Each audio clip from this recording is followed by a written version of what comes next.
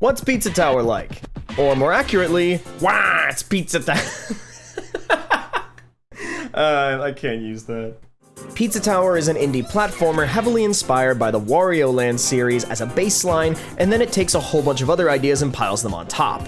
Fast-paced, twitchy platforming, super creative levels with unique mechanics each, a classic fight for the high score ranking system, and overall gameplay so generally good that it almost distracts you from the fact that this game looks as though Ren and Stimpy and Courage the Cowardly Dog had a baby with MS Paint. Also, the game is really hard. Not hard to play, mind you, hard to be good at. There's no real punishment for getting hurt, other than going to hell. Nothing you lose for dropping your combos, except your dignity. And heck, you can't even die. You just give Pizza Face more content. The only fail state that you're ever going to end up in is if you run out of time when escaping a level, and even that's only if you get caught. No, almost anyone can bumble their way up the tower if they just want to beat the game. Heck, I didn't even know you could parry until after I beat the game. For the most part, players can get by with fairly little platforming skill. For the first floor. Then you have to fight Pepperman without actually knowing how to control your jump height well, and you get turned into Peppino's pizza sauce. This stuff is goated, by the way. The bosses in this game are something that a lot of games aren't nowadays. A test for the player. Historically, bosses that capped off levels or worlds were intentionally designed in such a way to challenge you on everything you needed to learn in order to face them beforehand. Each one of them tests your fundamentals and build on one another until they all culminate in one of the most cathartic and hype-fueled final bosses that I've beaten in years. Pizza Tower took this classic boss design to heart, and heart is something that this game has a lot of. It knows what it's trying to be, it knows what it's doing, and you know what it is? It's fun! Dumb, stupid, unintellectual, apolitical, unapologetically unga-bunga fun. And I want to take a second to dwell on and applaud that because who is doing that right now? I'd say Nintendo, but while that's true of their games, they're also a bit too busy ruining the lives of their fans and creators to compete with the indie developers who are willing to pull stunts like this, especially ones that stick the landing. This game wears its inspiration shamelessly to the point of being referential, which, while that does make the game unoriginal in a whole bunch of ways, that doesn't make it bad. It's like McPig was brainstorming for the game and went, you know what was funny? When that cat dive broke Mario 3D World, let's get that move in. And you know what I've really been vibing to? The do acapellas from Super Mario Sunshine. What if I made those the level intro music? And speaking of music, you know what has great music? Final Fantasy VII. Just gonna take this riff from those who fight and...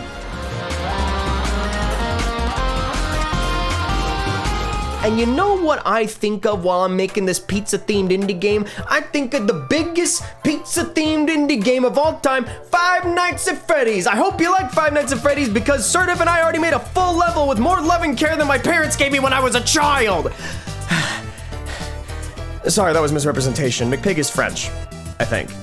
But if Ludwig von Mail can get away with the American accent, so can I. For all the heart that this game has, though, it does seem to have some heart problems. Two weird platforming quirks in particular. Ironically, one that gives the player too much control, and the other where it doesn't give the player enough. Peppino doesn't actually have a minimum jump height. There's a limit to how high the jump can go, but aside from that, nothing about the jump has been programmed other than if push jump button, then jump equal yes. Almost every single platformer will have some level of a predetermined jump arc or at least a minimum jump height after you press the jump button, but in Pizza Tower, your jump is purely determined by how long you hold the button for, and you fall down the instant that you let go of that button, which means if you don't hold the button at all and just spam it, this happens. The other is that in spite of the insane amount of inspiration this game takes from other platformers, it never realized that the way you're supposed to interact with a wall in a platformer is by jumping and holding into it. Mario, Mega Man, Metroid, Meat Boy, heck, even Smash, which doesn't even start with M. But here, Peppino can only wall jump if he's climbing the wall, and he can only be climbing the wall if you're sprinting when you jump at the wall. And then you continue to sprint up the wall by holding sprint while on the wall, which also then means There's no wall slide. If you lose your wall climb by letting go of sprint accidentally and you start falling, bye-bye, try again. If you climb too high too fast and miss your mark for your jump, oops. These two quirks mean that platforming is insanely precise, both in input and execution, which makes the game very hard to be good at. I mentioned before that the game basically never legitimately punishes you for anything, and you can kind of bumble your way through the game if you want. But is that really what you want? The reason that this game never punishes you is because it doesn't have to. It makes you punish yourself. The game's difficulty isn't determined by a slider or a modifier, it's determined by how much you as a player want to achieve. The higher your rank at the end of each level, the higher your score was. If you want the highest score you can get, you need to maintain a combo and beat the game very quickly. The higher your rank at the end of each level, the higher your score was. And if you want the highest score you can get, you need to both maintain your combo throughout the level and beat it as quickly as possible. To maintain a combo, you need to be killing enemies and picking up toppings before the meter ever runs out. And to do that, you have to get really, really good at the platforming. And that's for S rank. The highest possible rank, the elusive P rank, demands that you not only maintain your combo for the entirety of a level, but that you have to collect all the captured toppins, find all 3 secrets, open the locked food storage room, and beat the level's escape sequence twice before the timer runs out.